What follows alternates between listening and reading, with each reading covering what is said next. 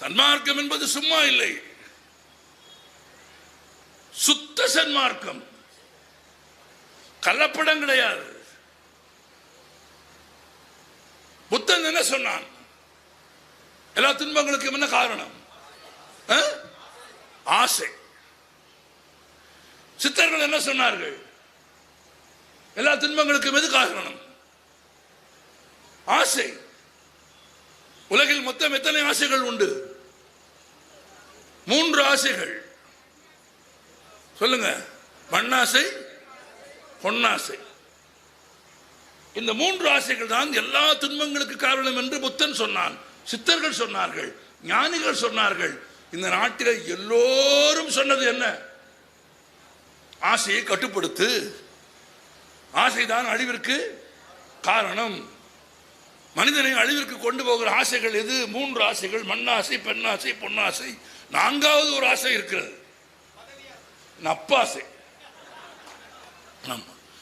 நப்பாசை என்பது வேறு ஒன்றும் இல்லை, எது கிடைக்காதோ அதை தேடி அலைவது. ஆமா. ராமாயணம் எதை சொல்கிறது? பெண்ணாசை. மகாபாரதம் எதை சொல்கிறது? மண்ணாசை. இந்த 3 ஆசைகளை ஒழித்து விட்டால் உலகம் நிம்மதியாக இருக்கும் என்று புத்தன் சொன்னான், பட்டினத்தார் சொன்னார், சித்தர்கள் சொன்னார்கள், ஞானிகள் சொன்னார்கள். ஆனால் இந்த உலகத்திலேயே, ஏன் இதை மேற்கு உலகத்திலே இருந்த ஞானிகள் சொல்லி இருக்கிறார்கள். கன்ஃபியூஷியஸ் சொல்லுகிறான்.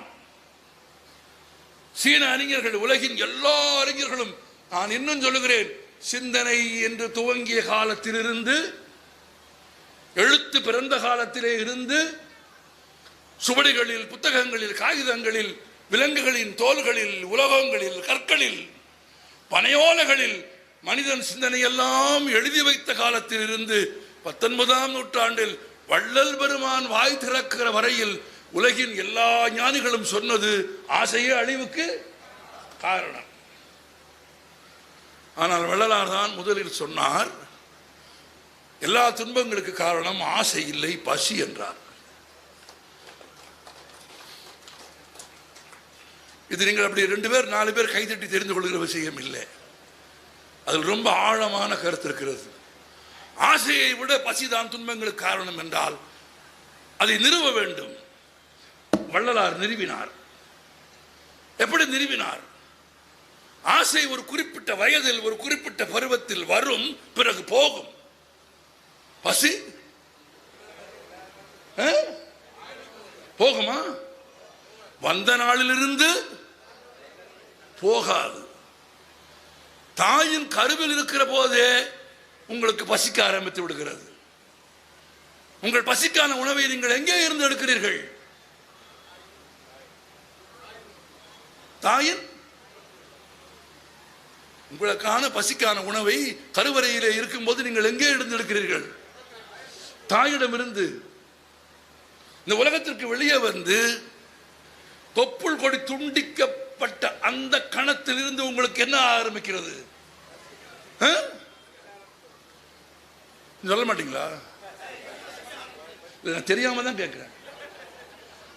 இவ்வளவு பொது இடத்துல இவ்வளவு நேர்மையா இத்தனை முறை கேட்டு சொல்லாம இருந்தா, ஒரு அநீதி நடந்தா நீங்களாம் எப்படி வாயை திறந்து பேசுவீங்கன்னு நம்புறது? மார்ட்டின் லூதர் கிங்கின் ஒரு வசனம் இருக்கிறது.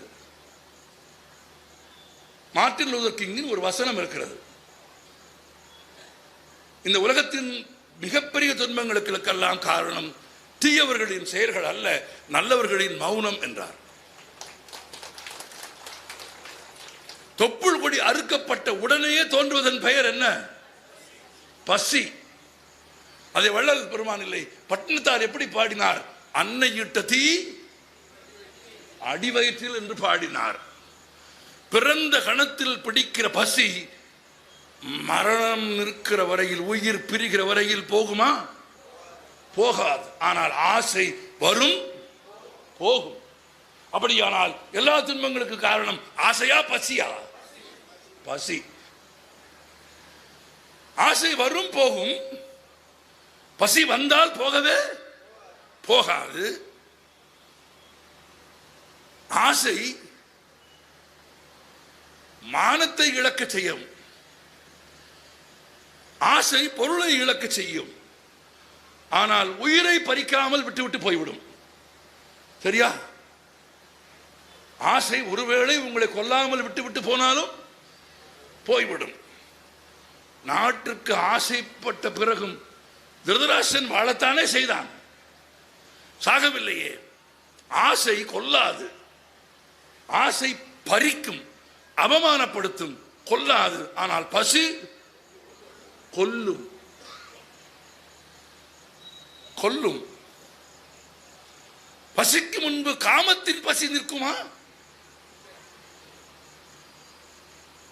4 நாள் தொடர்ந்து சாப்பாட்டுக்கு பிறகு இல்லாம காதலி வந்து எதிரே நின்றால் என்ன தோன்றும் சொல்லுங்க? ஒன்றும் தெரியாது. வந்திருப்பது காதலியா அவங்க அம்மாவான்னு தீர்மானிக்க முடியாது. அவ ஏதாவது பேசினா கூட குடிக்க ஏதாவது கொடு, சாப்பிட ஏதாவது கொடுன்னு தான் கேட்க சொல்லும்.